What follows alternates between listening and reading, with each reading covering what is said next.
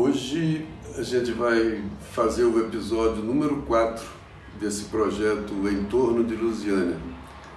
É um projeto de resgate histórico e cultural da antiga Santa Luzia. E a gente sempre agradece a pessoas que ajudaram, que colaboraram.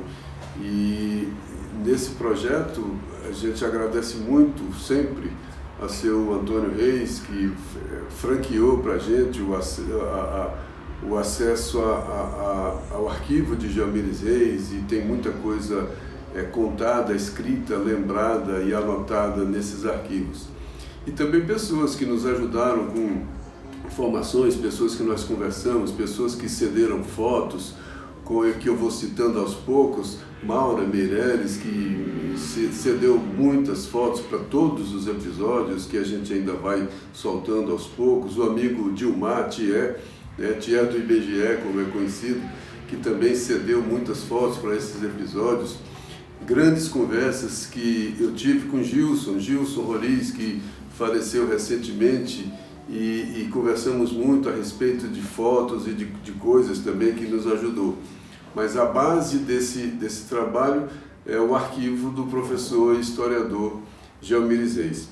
E hoje a gente vai falar de um casarão, da história de um casarão muito bonito que tinha em Lusiânia até 1962, na Praça Evangelino Meireles.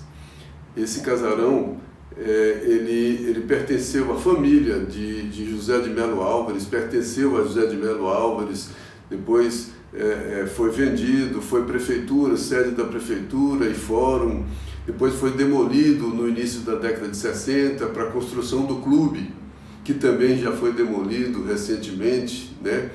Mas a história desse casarão não se resume somente ao prédio do casarão, porque ele tinha um terreno muito grande. Esse terreno pegava da esquina da Praça Evangelino Meireles e descendo no sentido São Benedito, ele foi depois, o terreno foi parcelado e foi no terreno desse antigo casarão que foi construído a Escola Josué Meireles, que foi construído o antigo prédio da LBA, que é a creche Dona Nenzica, no sentido esquina da praça até o Hospital Santa Luzia, praticamente até aquela esquina, depois do Bradesco, era também desse terreno, desse sobrado, que foi desse terreno também parcelado, que foi construído depois o prédio da Telefônica de Lusiânia, o prédio do antigo cinema de Lusiânia, que hoje é o Bradesco, e aquelas casas da esquina e descendo, que vai até a casa do seu Eliseu Moraes, que foram casas construídas nesse terreno. Então era um grande quadrado, era quase um quarteirão. O prédio era muito bonito, e depois que foi adquirido pela prefeitura, aos poucos um pedaço vai atendendo, a cidade vai crescendo, e é natural que isso aconteça, né? Dificilmente ia preservar um quarteirão inteiro, né? Talvez a gente não está aqui discutindo o que devia ter sido feito, a gente está contando a história, né? E a gente vai começar agora pelo casarão.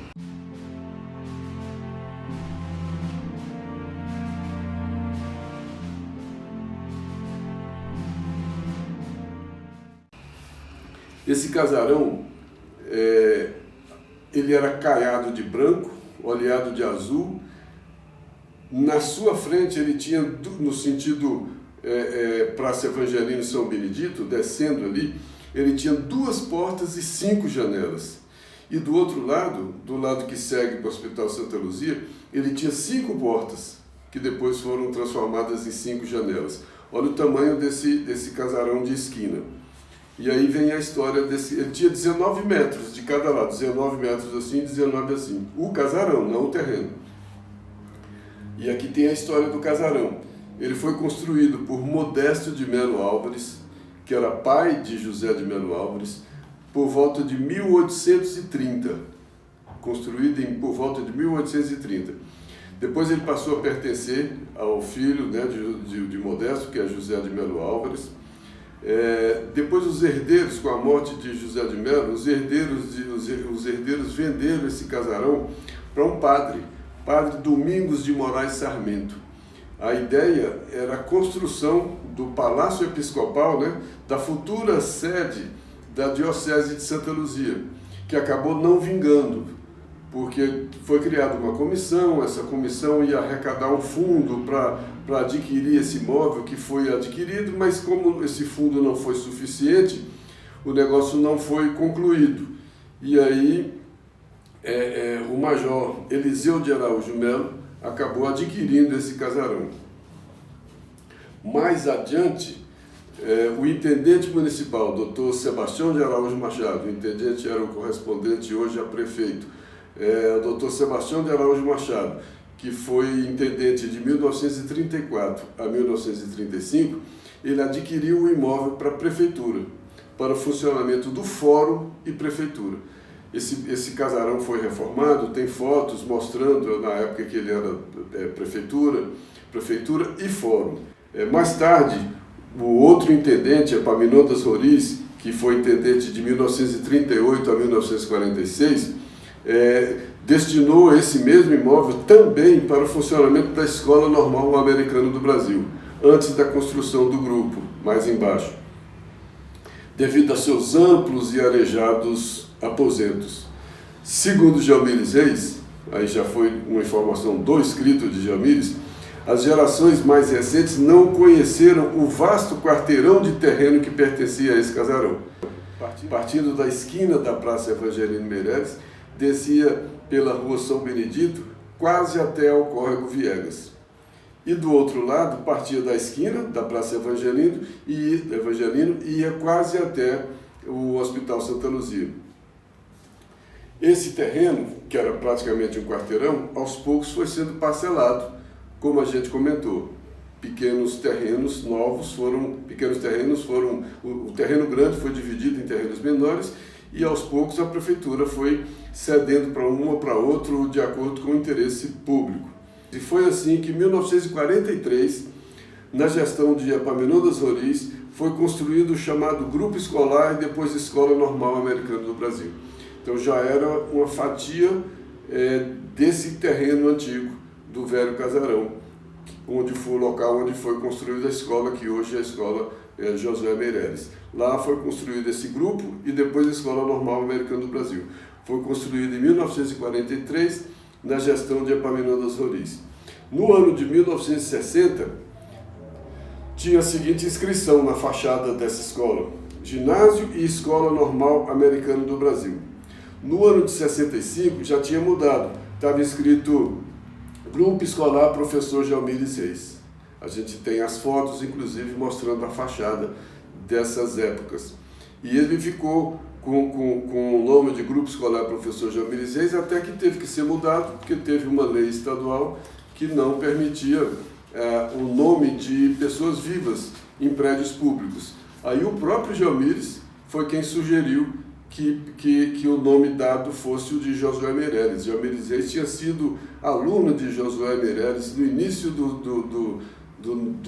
anos 1900, lá naquele casarão da Rua Santíssimo Sacramento. Outra parcela desse grande terreno, desse casarão, foi utilizada no início de 1945, com a construção do posto de puericultura da LBA, Legião Brasileira de Assistência. Funcionou um posto de saúde ali muitos anos, um posto de puericultura da LBA.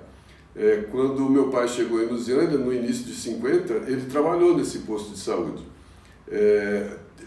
Os médicos de lembrança desse posto, o doutor Eliel de Almeida, que fazia parte da comissão de construção, doutor Jesus Melo e doutor Wilson Cavalcante Coelho, são os médicos muito lembrados da época desse posto.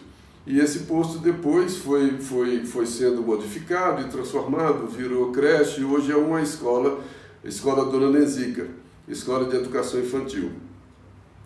Esse posto, ele foi batizado de posto Padre João Teixeira Álvares. Esse Padre João Teixeira Álvares, segundo o doutor José Adilhermano Meireles, foi a origem do autodidatismo em Lusiânia. Não o padre, mas a biblioteca do padre serviu depois a muita gente, ao próprio Zé de Mello, a Evangelino Meireles e a tantos outros que absorveram um pouco da cultura. Esse padre era famoso pela sua cultura, pela sua intelectualidade, pelo seu conhecimento. e esse posto levou o nome desse padre, Padre João Teixeira Álvares. No local havia uma antiga sala de despejo. Nesse posto tinha uma casinha no fundo que era uma antiga casa de despejo. Lá morou por muitos anos, que a gente se lembra, o Benedito do Espírito Santo Roriz, que era conhecido de todos por Benedito Pepé. Eu conheci, Benedito Pepé era compadre do meu pai, que era padrinho de uma filha sua. Ele morou lá nessa casinha dentro da LBA por muitos anos. Benedito Pepé faleceu em 1974. Aos fundos do antigo casarão, que como ele era de frente para a Praça Evangelino Meireles, o fundo dele era no sentido do Hospital Santa Luzia. Então, nesse fundo, no ano de 1947, na administração de José Carneiro Filho, já era uma outra gestão, José Carneiro Filho, grande músico, professor de música, eu fui aluno de violão dele, só que eu fui dos alunos que desistiram logo. O meu irmão continuou e aprendeu bastante com Zé Carneiro, que foi intendente, uma pessoa muito séria. E José Carneiro reformou o que era a despensa daquela casa. Ele praticamente demoliu e construiu a casa de câmara e de estatística. Então teve uma construção nova no que foi um dia essa cozinha, essa casa de câmara municipal e de estatística. Era uma casa caiada, oleada de azul, com 2 portas e 3 janelas na frente. Funcionou também nesse local, essa casa de câmara e estatística, onde é aquela farmácia hoje, onde foi o Cotel, onde foi a Telefônica. Funcionou por algum tempo nessa casa a delegacia de polícia. Só depois que essa casa foi demolida, que para dar lugar ao prédio da Companhia Telefônica da cidade, organizada pelo Dr. José de Lermando Meireles, João Pereira de Moura e o prefeito Oscar Braz de Queiroz, e uma lista de assinantes fundadores que a gente tem fotos deles e vai aparecer aí também. Funcionou nesse prédio, que foi cedido para essa Companhia Telefônica da cidade, depois de ter sido Casa de Câmara e Estatística, depois de ter sido Delegacia de Polícia.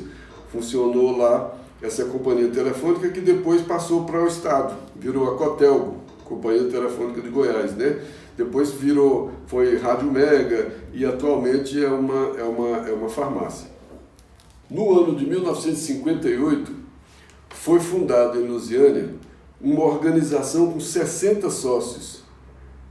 Essa organização estava com um projeto de construção da sede do Clube Recreativo e Cultural de Lusiânia. Aí dessa vez não foi uma parte do terreno que foi doada, foi o próprio casarão. Foi a área do próprio casarão que foi doado para essa organização de 60 sócios que construíram a sede do Clube Recreativo e Cultural de Lusiânia. Essa doação foi feita por um outro prefeito. Nessa época já era o prefeito José Rodrigues dos Reis. Foi ele que fez a doação, foi tudo legal, foi feito a doação foi feita com aprovação e autorização da Câmara Municipal, foi tudo feito, tudo certinho. A doação foi feita a essa organização e essa organização construiu o Clube Recreativo e Cultural de Lusiânia.